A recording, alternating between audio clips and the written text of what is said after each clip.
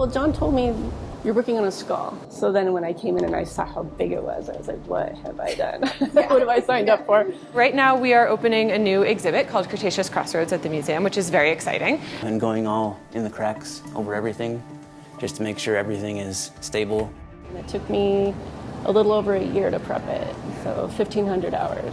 It's a part of the museum that we know exists, but we rarely get a chance to see, the underground labs. In this lab, fossils are prepped for the archive and for display, each one with a story. But a particularly interesting story is of this horned dinosaur. Kind of looks like a Triceratops, but it's actually at least 10 million years older than Triceratops, it looks like. And so this was found in central Montana. Just a couple years ago, we excavated this skull.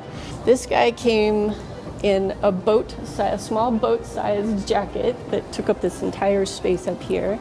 At some point, I was sitting inside of it because it's so big. There were times when it wanted to rattle apart, and so I would have to hold it. And I used an air scribe, and the whole thing was covered in concretion. And so it's a really hard iron, rich mineral that really sticks hard to it. You can see some of it on the inside of the eye here. And so I had to hold it in place and then air scribe that bit off, secure it in place with the paraloid that we use.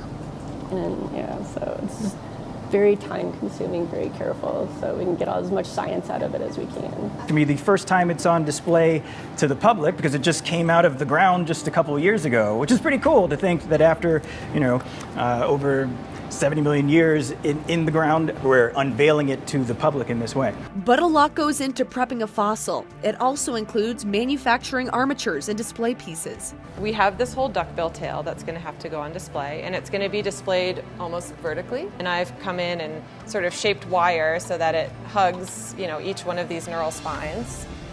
So it will kind of keep this in place.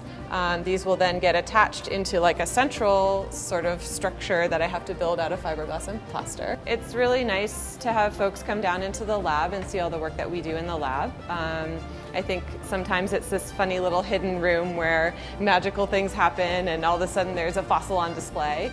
It's a team of people working to preserve history to be researched and displayed for the public.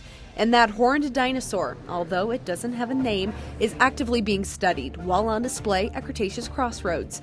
But that skull is only one of 400,000 fossils that the Museum of the Rockies has in its collection. In the next installment, we head to the archives to learn more about what life was really like during the Cretaceous period.